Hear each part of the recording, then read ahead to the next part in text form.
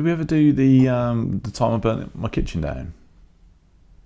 No, we didn't. We didn't. We never did that in the end. Well, I don't know if I can deliver it.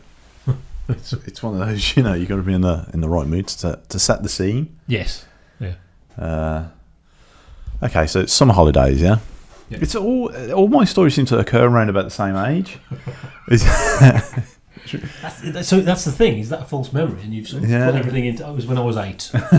It isn't. It was like. I'm trying to think how old I was. I reckon I was 11, 12. Was Vinny around then? I can't remember. Anyway, it was one of the summer holidays. For whatever reason, summer holidays, left to my own devices largely, because I'm a good boy. Don't get into trouble or anything like that. And generally, that's true. Mm-hmm. I wasn't sort of like a rapscallion, a scallywag. You scallywag. And we got into this sort of mode of cooking things. Yeah, so it was pancakes at one point. It was cakes at another. We made a few Victoria sandwiches. They were bloody lovely. Yeah, so cakes and chips, yeah. Yeah, so we would make chips, and we had it wasn't oven chips, it was like chips in a chip pan. They were awesome, yeah. I don't know how many times we did it. It was a couple of times, maybe. And got one of my friends who lived in the close.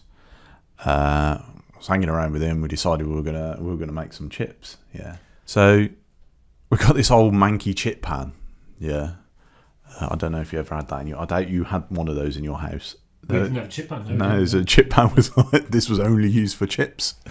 So obviously it had like oil in there, and it was pretty manky. Yeah. But I mean, I don't think there's any way of keeping those things clean. Yeah, but there you go. Yeah. Anyway, so we put it on the cooker. I think. I wonder if it was an electric cooker, because that is quite important actually. I think it was an electric cooker, That's even more of an achievement. Yeah, no, it was. It was an electric cooker. And well done. So the old electric cookers, you put the hob on, and in about 5 minutes, the ring would get hot. Yeah. But the problem with that was when you turned it down, it took about 5 minutes to cool down as well. Yeah. So anyway, so we put this on. The oil's got to get up to temperature, yeah, and then we've got to peel all the spuds and turn them into chips, basically. And I've got one of those. What do you call? Are they mandolins? Like a plastic mandolin that you put a potato on, and it just slices like that, turns it into a potato slicer.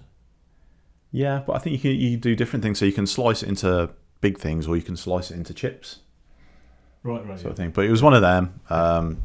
Going through that, and so we were spending ages peeling these potatoes, sort of thing. Not looking at the cooker.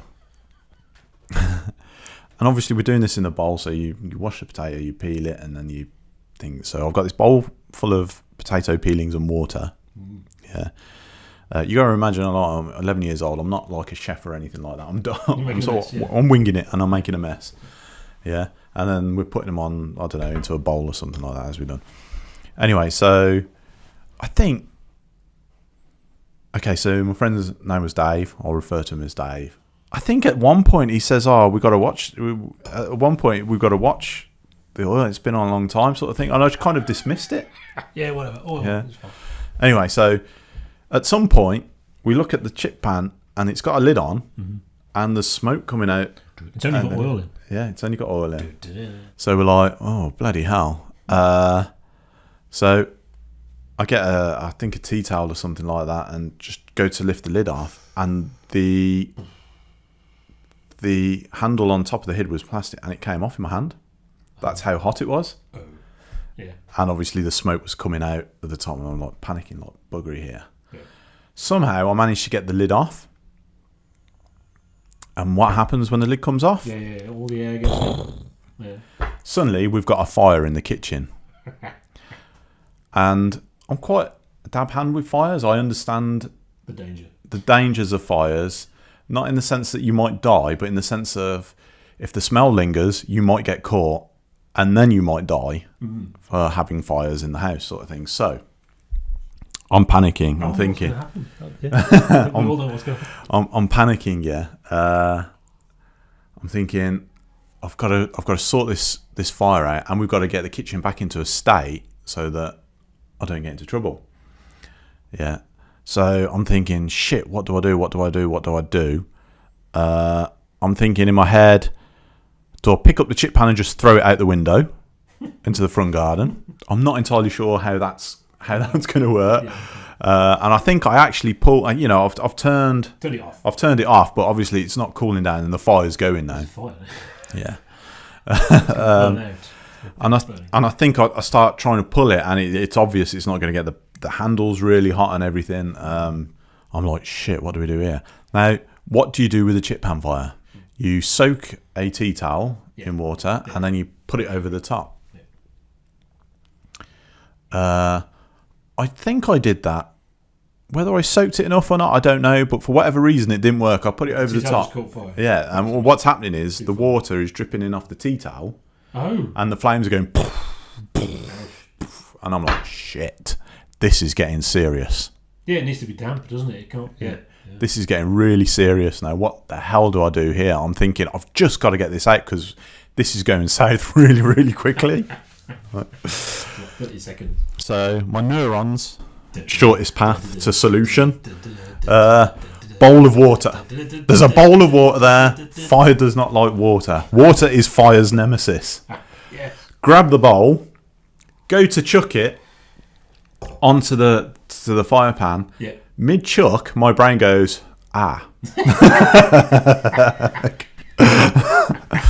there's something not right here, and I'm so glad it did, because Dave stood by the kitchen door.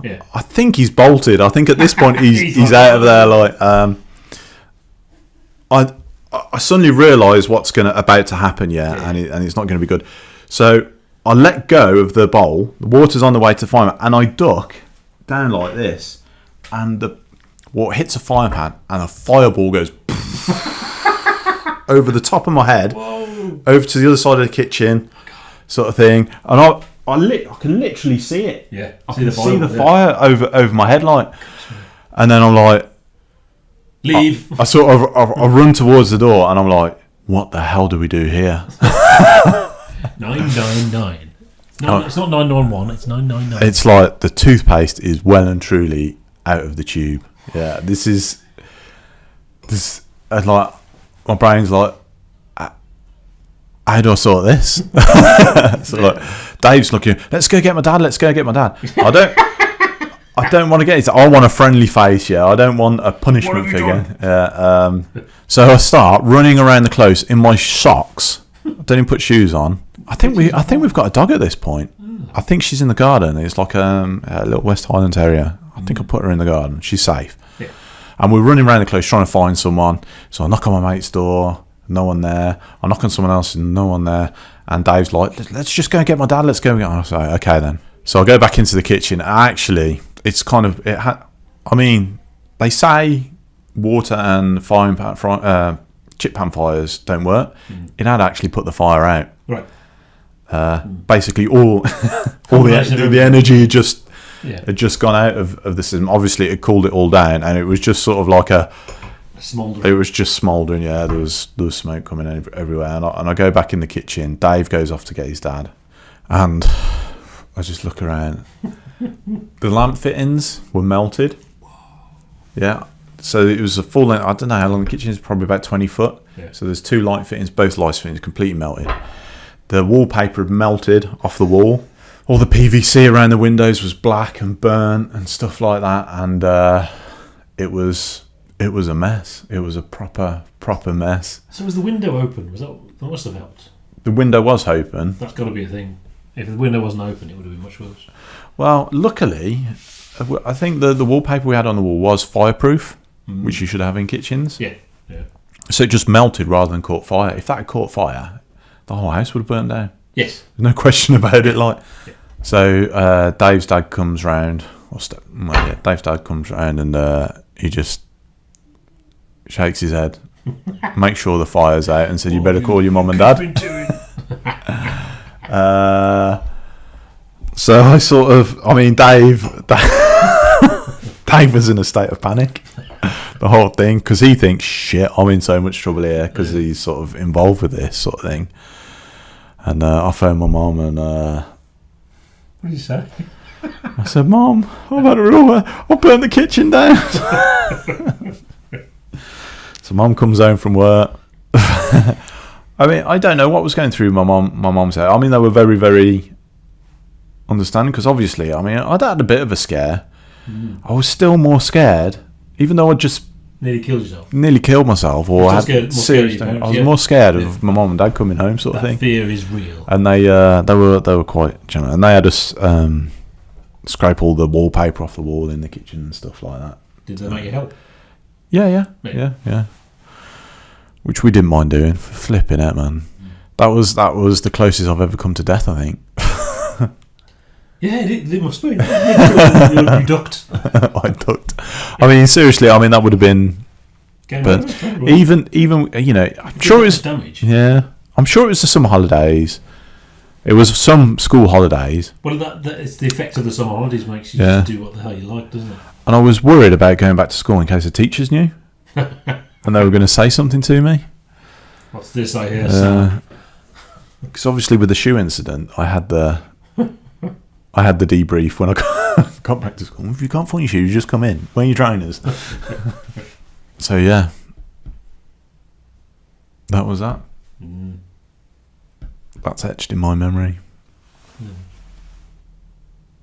See, I know about it, but I haven't heard the full story. But is it because you've told me much more recently? I don't know. Maybe. Don't know.